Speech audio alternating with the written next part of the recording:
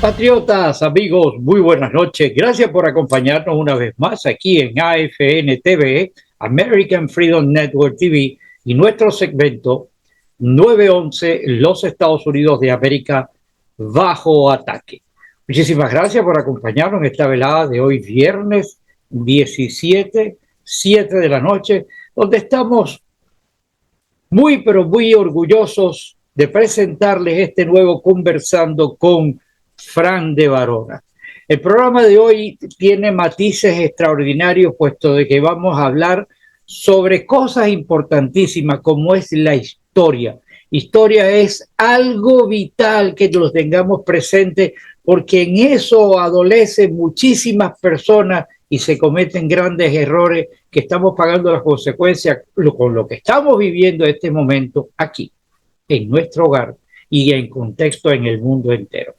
Sin más dilaciones, vamos a pasar inmediatamente al programa con Fran, no antes sin darle las gracias a las personas que se han inscrito y sobre todo a las personas que nos han mandado mensajes criticándonos o elogiándonos en nuestra labor. Para nosotros es un orgullo poder traer esta información. No somos un canal de noticias, no somos periodistas, no damos noticias, no sabemos hacer eso, pero sí les presentamos el clamor de lo que tenemos dentro de nuestra alma, de nuestro corazón, por las cosas que están sucediendo y que sé que usted comulga con estas ideas de presentar el programa. Sin más dilaciones, nuevamente muchísimas gracias. Compartan, suscríbanse y pasemos con Fran de Varona. Mis amigos, muy buenas noches. Gracias por acompañarnos y hoy una presentación de lujo. Me llena de honor tener una persona y me voy a tomar antes de pasarlo, puesto de que nuestro interlocutor no necesita de ninguna introducción, pero teniendo este libro de su autoría, vi en la parte de atrás unos títulos, vamos a ponerlo del nombre rimbombancia nobiliario, pero bueno. En todo caso, aquí dice, Fran de Varona es un educador, historiador, periodista, analista político, experto en contribuciones hispanas, latinas a los Estados Unidos, y por ahí para allá da una cantidad de epítetos extraordinarios que me hacen a mí languidecer ante una persona como él que nos acompaña en este momento.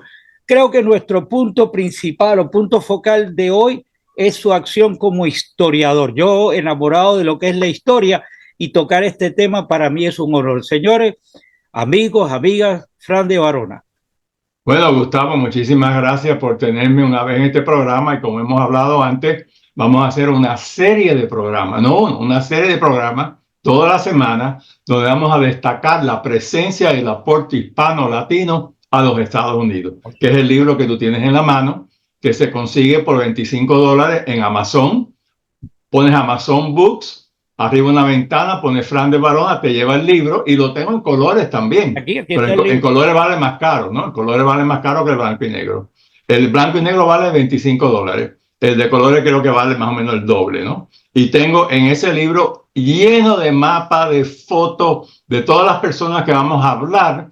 Tenemos fotos de cuadros antiguos hechos en el siglo XVI, el XVII, el XVIII, las misiones. Es un libro maravilloso, sobre todo para enseñar a nuestros hijos y nuestros nietos la gran herencia que tiene nosotros los hispanos, que hemos llegado aquí 100 años ante los ingleses y hemos contribuido en todas las ramas que se puede contribuir.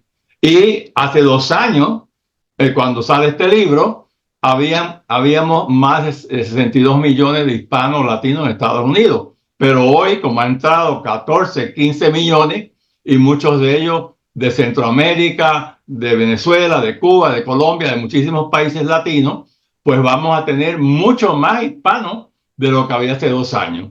Y también los hispanos tienen la tasa de crecimiento mayor de Estados Unidos, que quiere decir que cada vez va a haber más y más hispanos en esta nación, y por eso es importante que primero que nosotros tengamos lealtad a esta nación, porque no todo el mundo que viene tiene lealtad. Hemos visto gangas que están aquí, de Chile, de Venezuela, de Cuba, de diferentes países, que vienen a hacer daño. Pero muchos no vienen a hacer daño. Muchos son gente pobre que viene al sueño americano, ¿no? Y estas personas tienen que, por supuesto, aprender nuestras leyes, la Constitución, los valores judeos cristianos, para que seamos buenos ciudadanos norteamericanos, orgullosos de nuestras herencias, pero sobre todo orgullosos de vivir en un país tan grande como es los Estados Unidos, que es el faro de libertad de todo el mundo, y hay que protegerlo. Y los hispanos han luchado en todas las guerras.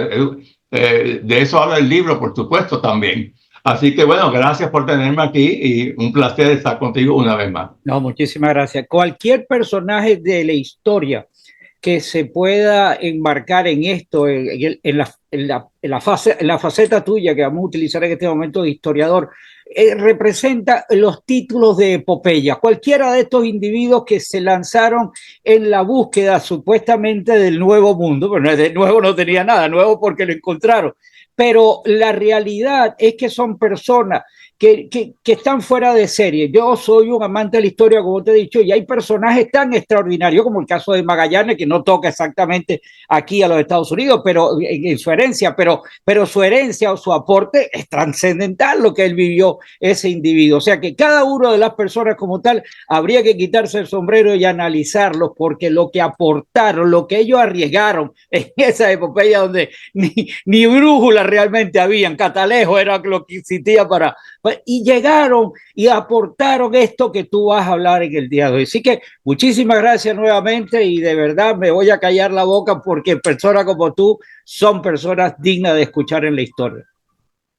Bueno, te quiero empezar a hablar que yo tuve el honor con 4 o 5 brigadistas que nos pidieron que fuéramos a recibir al gobernador Ronald Reagan y a su esposa Nancy, que vinieron en medio de la campaña política de 1980, cuando se estaba postulando en contra de Jimmy Carter, que iba a la reelección Jimmy Carter, y vino el gobernador, que era gobernador de California, vino aquí a la pequeña Habana, y en nuestro monumento de la brigada ahí, que tiene la llama perpetua, los nombres de los 104 brigadistas que murieron en la invasión de Playa Girón, ellos depositaron una ofrenda floral.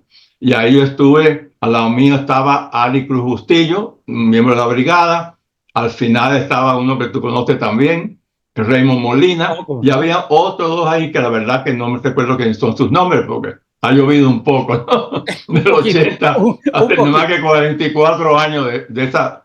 Pero después tuvimos el honor de acompañar a Reagan y a Nancy al Centro Vasco, que ya ni siquiera existe, el restaurante, y hay una conferencia de prensa que estuve en primera plana oyendo a los periodistas nacionales que le hacían preguntas y oyendo la respuesta que daba él, ¿no? Increíblemente haber tenido esa oportunidad.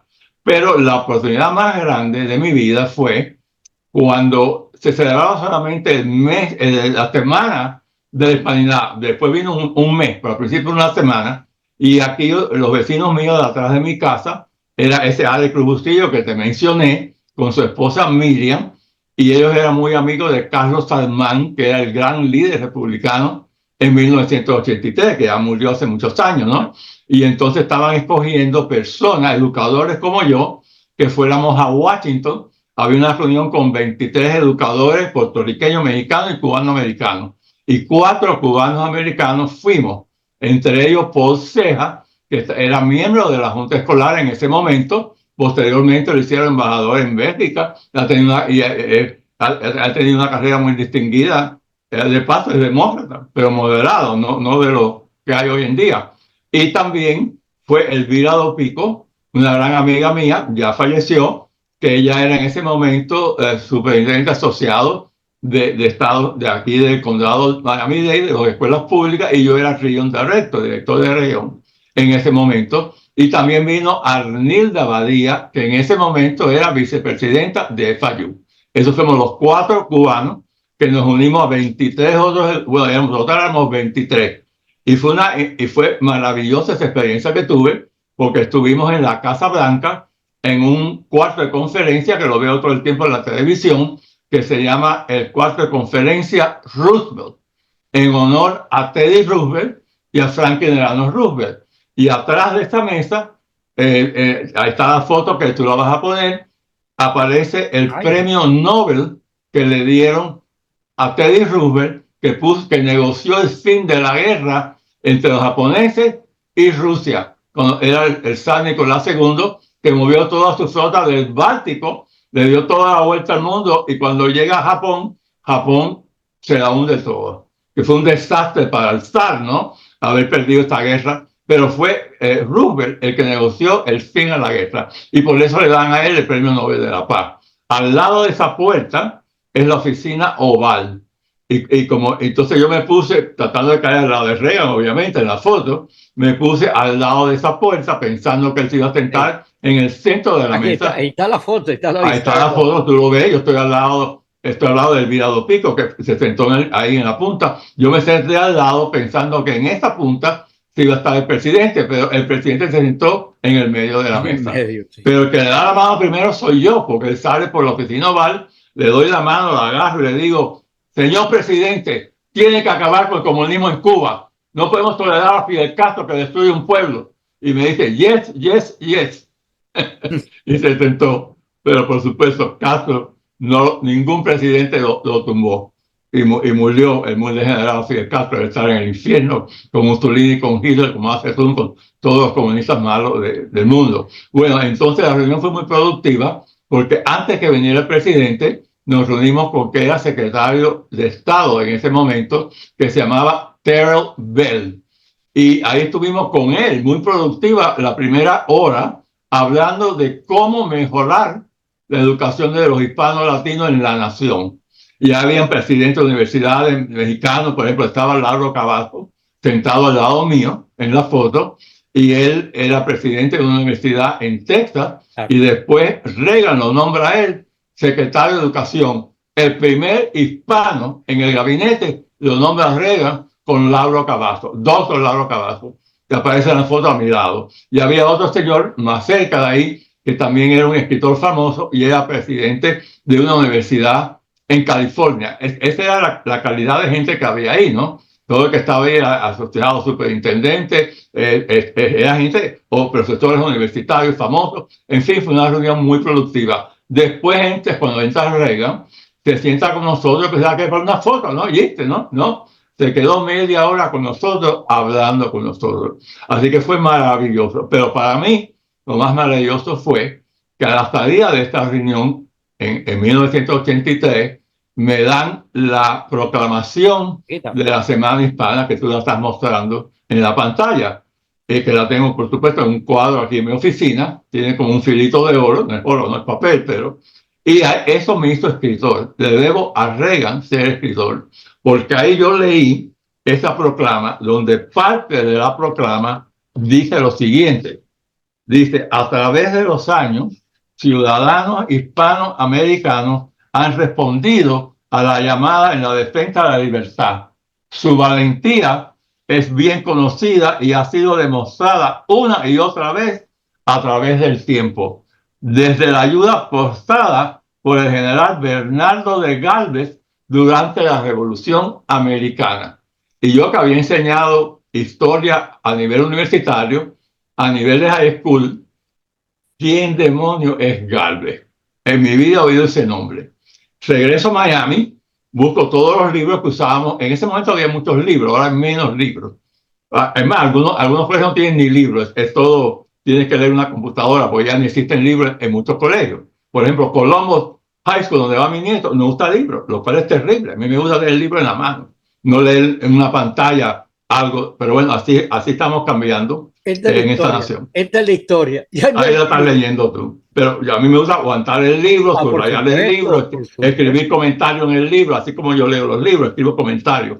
Si no me gusta lo que dice, digo esto es mentira, lo que sea. Bueno, entonces yo llego a Miami, busco 10 libros, no aparece Galvez en ningún libro, no aparece qué cosa hizo España durante la Revolución Americana, ¿no? Que es la guerra de independencia contra Inglaterra, ¿no? Y yo digo, oye, qué raro que eso está en una proclamación que hace el presidente de los Estados Unidos y no aparece en ningún libro.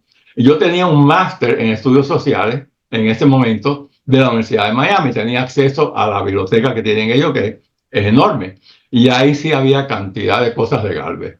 Y cuando yo me entero que Galvez era gobernador de la Luisiana española, que era del Golfo de México hasta Canadá, y del río Mississippi hasta las montañas Rocky Mountains, rocallosas, 3 estados de los Estados Unidos los gobernaba España, aparte de la Florida, que era mucho más grande de lo que es hoy en día. La Florida incorporaba la Florida, el sur de Alabama y el sur de Mississippi. Era una Florida mucho más grande. Todo eso lo gobernaba España.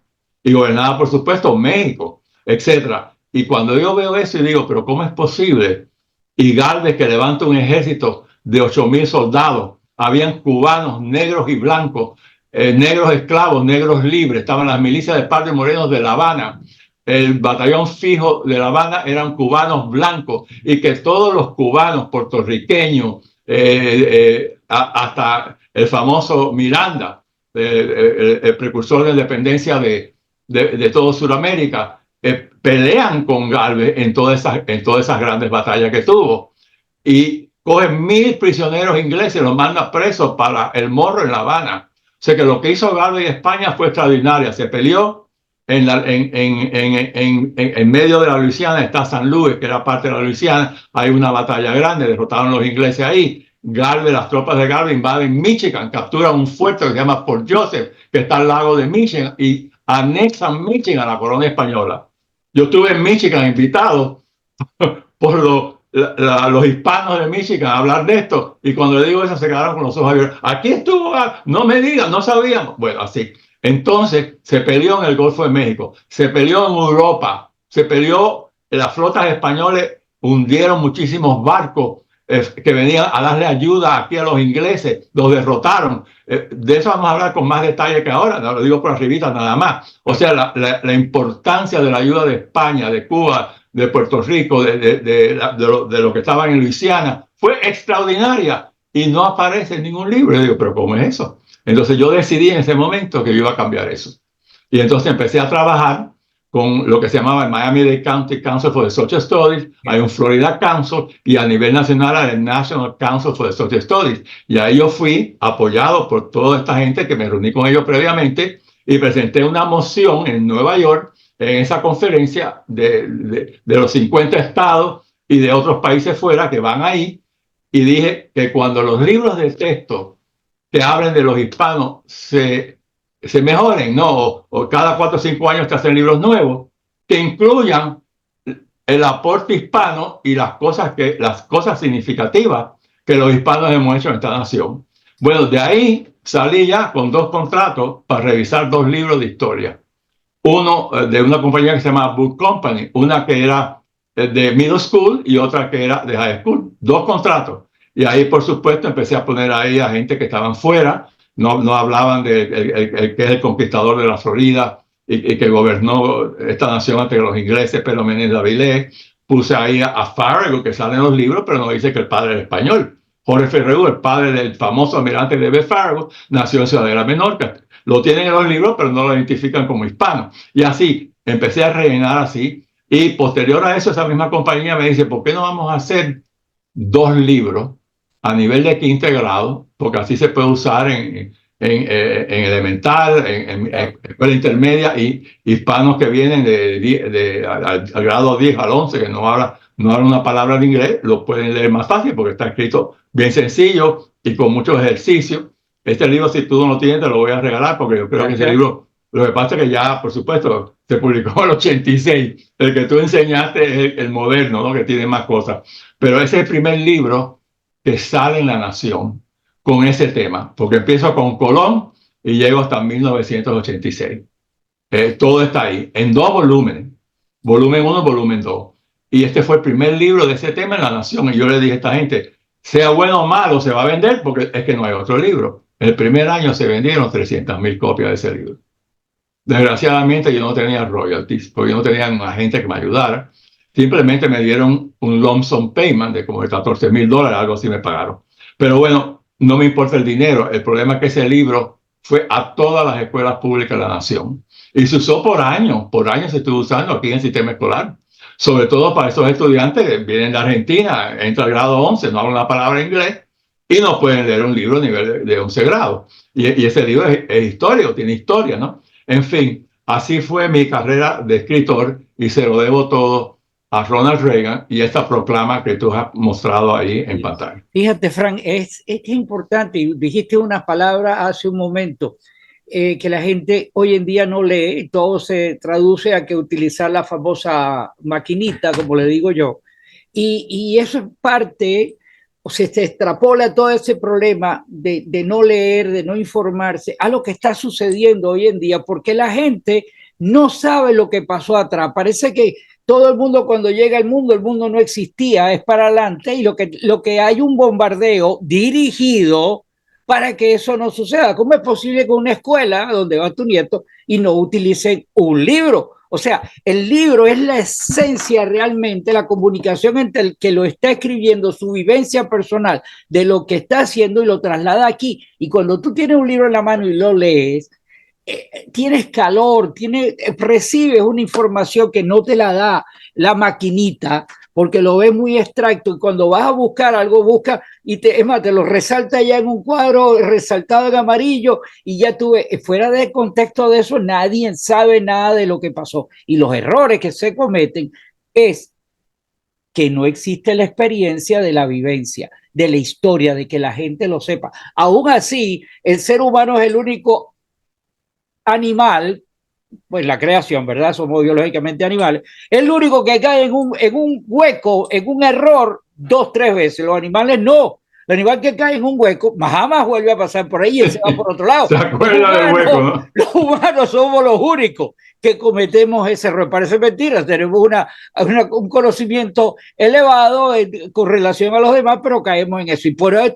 te das de cuenta de que es una maniobra, o sea, estamos siendo dirigidos como borregos a lo que ellos quieren hacer. Y cosas como esta, que es la parte de la historia, por alguna razón no la nulifican, pero le enmarcan de una manera de que no sea para el muchacho actual, sea atractivo ver eso. Y los Estados Unidos, mucha tecnología y mucho bla, bla, bla, bla, bla, pero se los está comiendo la falta de conocimiento sobre la historia. Así que importantísimo la acción de la historia y que la gente lo viva, porque si no lo Exacto. vive tampoco sirve de nada. Yo me Así es. apasiono, pues te digo, acabo de ver en Netflix la historia de Magallanes. Aparte de que Magallanes es un individuo que yo siempre le he visto un factor tan diferente, porque era portugués, en Portugal no le aceptaron su forma, tuvo que ir a España, España por negocio, bla, bla, bla, bla. Todo eso es parte de la historia, la gente no lo sabe. Y escucha, Magallanes, ¿quién rayos será ese? Sí. ¿Será el primo de Pero Chicho, mira, primo algo de muy Chicho el interesante. Cojo? Hay algo muy interesante en Magallanes, que él salió con 5 barcos. Por supuesto, descubrió el estrecho de Magallanes, que por poco se hunde ahí, porque Sí, el Pacífico y el Atlántico tienen niveles diferentes y las olas son horribles. Bueno, llegó al mar y él es el que dice Mar Pacífico, porque claro, comparado con el estrecho, y él le da el nombre, el Mar Pacífico, es Magallanes, pero él muere en las Filipinas, en una lucha que tuvo con los indígenas. Y el que termina el viaje es un español que se llama Juan Sebastián Elcano, que en el barco Victoria, con solamente 18 en el barco, regresan vivos a España. Y por eso el barco que entrena a los oficiales de la Marina se llama Juan Sebastián Elcano. De ese barco te hablaré después, claro. porque yo he estado varias veces en ese barco cuando viene a Miami y le he hablado al capitán, a los oficiales y a todos los guardias marinas, que le llaman así a los cadetes navales que van a ser oficiales de la Marina de Guerra de España. Así conozco el barco perfectamente y, en fin, hablaremos de eso después. Claro. Pero el que termina el viaje es un español. Y todo el mundo sabe Magallanes, a lo mejor quién es, pero no sabe el que terminó el viaje, que se llamaba Juan Sebastián Elcano, en el barco La Victoria, con 18 marineros. Y el resto murió. Aparte de eso, hubo un barco que desertó. De esos 5, no quiso entrar por el estrecho, por las olas, y regresó a España. Era para que lo hubieran fusilado o buscado, ¿no? Pero no. Después lo mandaron a él que explorara, buscar un estrecho al norte. Pensaba que si había un estrecho en el sur, habría un estrecho en Norteamérica para cruzar para allá también, para China y todo eso. Y él exploró todo. Dice que él nombró Canadá porque dijo, aquí nada, aquí no hay nada, aquí nada. Y le pusieron Canadá. Y entró por el río Hudson, por supuesto le dio nombres diferentes. Es una exploración de uno de los capitanes que no quiso seguir en el viaje, que fue insubordinado, pero exploró toda la parte norte de los Estados Unidos, entrando por los ríos y todo. De él hablaremos también después. Pero en fin, mira, lo más importante cuando yo veo eso, yo digo, ¿y por qué ha pasado eso? ¿Cómo es posible? Y entonces yo analizo eso con detalle. Bueno, en el pasado, las colonias americanas que ya eran independientes, eran los estados, estuvieron en guerra 4 veces con hispanos. 4 guerras.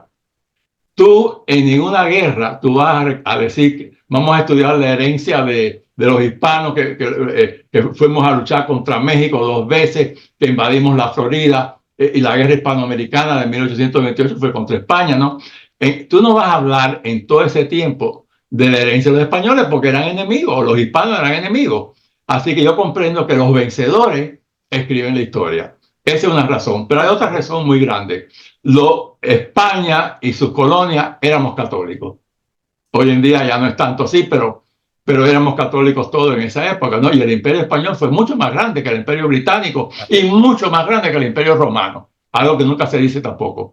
Y bueno, el sol no se ponía nunca en el Imperio Español, ¿no? Porque España era dueña de las Filipinas, estaba por todas partes España, toda la América era del Imperio Español.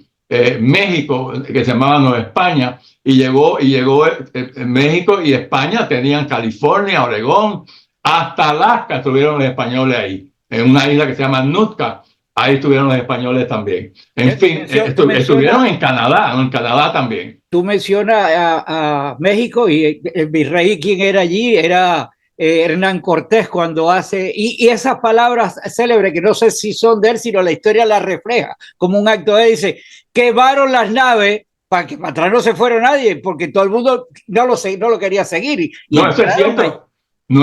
Eso no es un mito, eso ocurrió. Pues ocurrió, y entonces, porque tenían miedo que cogieran miedo y se fueran. Y se fue, lo dejaron embarcado. Y gracias a esa acción, sabe a dónde llegó en la parte esa con México.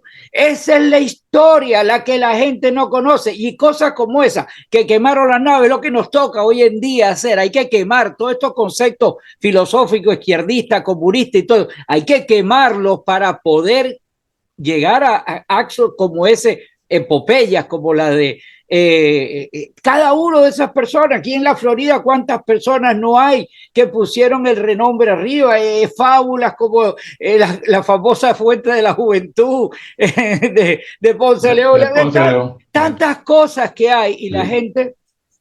Yo le pregunté el otro día a mi nieto que tiene 10 años, a ver si le pongo más bebé, los padres me van a matar. Y le pregunté cosas, porque no porque sea bruto, porque no, es que esa información no se la enseña, no se la enseña en la escuela. No se la enseña. Mira, la otra cosa que influyó mucho era que nosotros éramos católicos y los ingleses, los holandeses, los enemigos de España eran protestantes. Y en ese momento había una guerra horrible entre los protestantes y los católicos.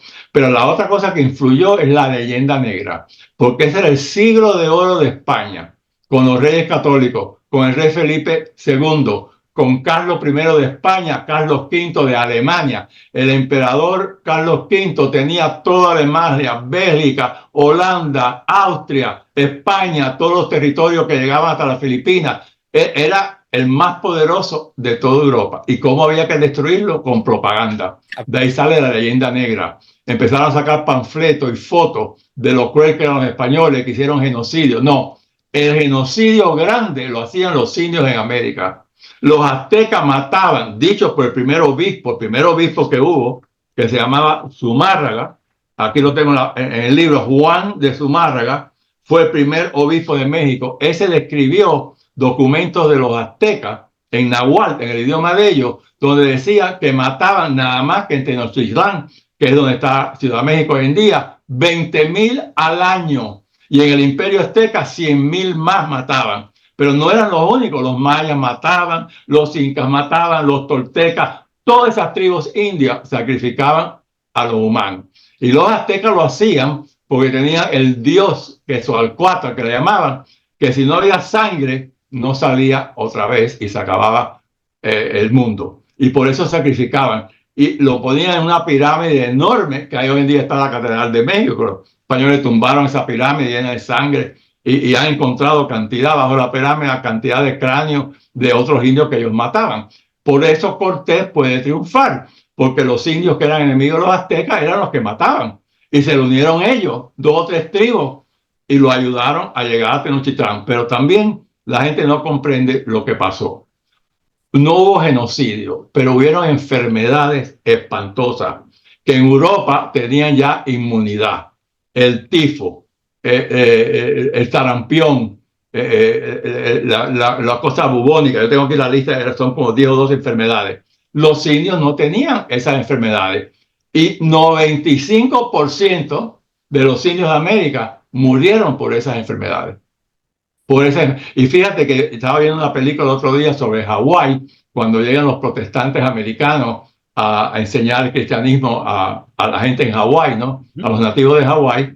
Hay una epidemia de sarampión que mata 2/3 de los indígenas de Hawái. Y eso ocurrió en 1820, 1930. O sea, si algún día nos llega a... Bueno, mira lo que pasó con el virus COVID, ¿no? ¿Cuántos muertos ha habido de este virus? Y desgraciadamente fue creado artificialmente, ¿no? Para matarnos.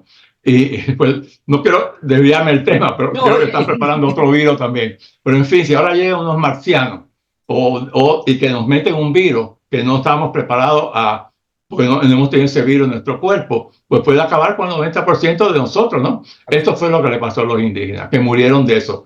Y si alguien paró el genocidio, fue España, porque los que mataban más indios eran los indígenas, que mataban todos los indígenas. Desde los incas hasta los aztecas, los mayas, todos los mayas tiraban mujeres lindas a los cenotes sagrados, llenas de joyas para que se ahogaran en honor a los dioses. Cogían la más linda que tenían y la sacrificaban a los dioses. O sea, eso lo paró España. Y no, por supuesto que no le dan crédito. Además, tenemos algo muy importante también. Los comunistas hoy en día, empezando por Hugo Chávez y aquí en Estados Unidos, han denunciado a Colón, a que Colón es un genocida. Eso es una campaña comunista también. Le llaman indigenista también, no le llaman eso indigenismo. Lo vemos con Venezuela, con Hugo Chávez, con Maduro. Aquí en Estados Unidos se han escrito libros falsos, que están en todas las escuelas públicas, todas, de New York Times, que este país, los blancos somos genocidas, hemos matado a todo el mundo aquí, lleno de mentiras, y eso es lo que estamos enseñando hoy en día en las escuelas públicas, distorsionando por completo las escuelas públicas. ¿Y quién escribió el libro? Una comunista. Y esa comunista le dieron el Pulitzer Prize. Falso, porque todo lo que escribió es falso. Historiadores famosos en Estados Unidos dicen que todo lo que escribió es mentira. De eso he escrito también bastante, ¿no? Y los libros que se usan en esta nación son también libros comunistas que distorsionan por completo. Howard Zinn, un comunista anarquista, escribe un libro de People's History que se usa en las escuelas públicas y en las universidades, diciendo que este país es el más perverso del mundo, ¿no? Y lo escribe un comunista y se usa en las escuelas.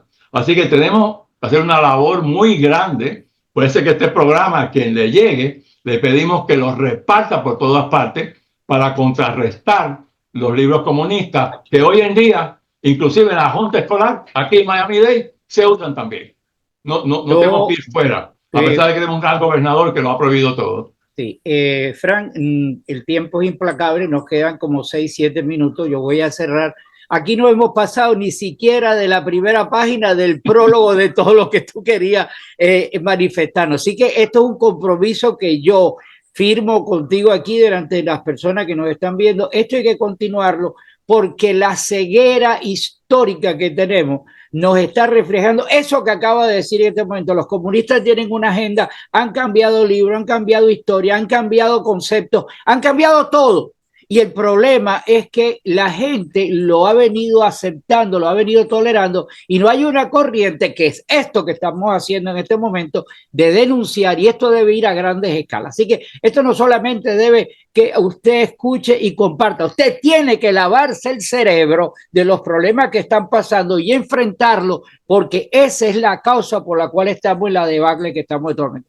Frank, el tiempo es tuyo, nos ponemos de acuerdo para continuar. Mis amigos, muchísimas gracias por acompañarnos y eso, por ahora, compartan, muy importante. Frank, todo tuyo. Gracias por la entrevista, Gustavo. No, queda un par de minutos, danos un mensaje, ilumina. Bueno, te voy a terminar con, por supuesto, hubieron españoles crueles también, no vamos a decir, pero más crueles fueron los holandeses, los ingleses, etcétera. España creó 23 universidades. ¿Qué te parece? Cuando no existía ni siquiera Harvard aquí, que fue fundada en 1636, ya habían 23 universidades hechas por España, que los indígenas podían asistir. Y hubieron leyes que protegían a los indígenas. Pasó las leyes de Burgos en 1512, Fernando II de Aragón. Y Carlos V pasó otra ley también diciendo que no se podía esclavizar a los indios, que había que pagarle un salario. Por supuesto que no se cumplieron las leyes. Vamos, hubieron españoles crueles también, a pesar de las leyes. España estaba muy lejos y abusaban de los indios. Así que los españoles fueron perfectos. Hubo mucho mestizaje que no existió con los ingleses, que no se acostaban con las indias. Los españoles, hubo un mestizaje enorme entre los indígenas, porque los españoles no eran, inclusive con las personas negras también hubo mestizaje. Los españoles se acostaban con cualquier mujer, indígena, negra, cualquier cosa. Pero eso no lo hacían los ingleses. O sea, ¿y qué pasó aquí con los indios en Estados Unidos? Los metieron en reservaciones donde se morían de hambre. No había universidades para ellos, no había colegios para ellos. Todo eso es diferente en América Latina y hay que darle gracias a España por eso.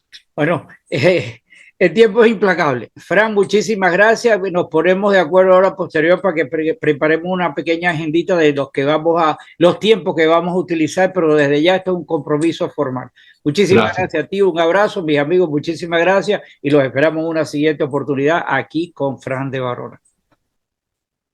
I pledge allegiance to the flag of the United States of America and to the republic for which it stands, one nation, under God, indivisible, with liberty and justice for all.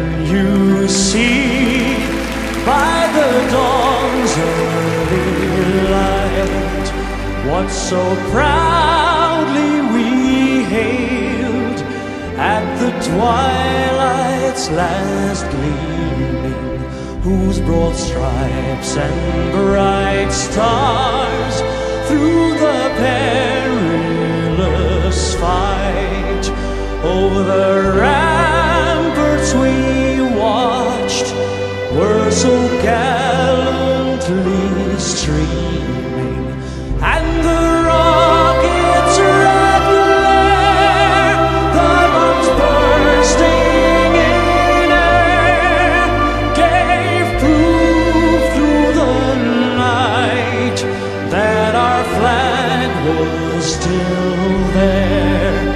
Oh, say does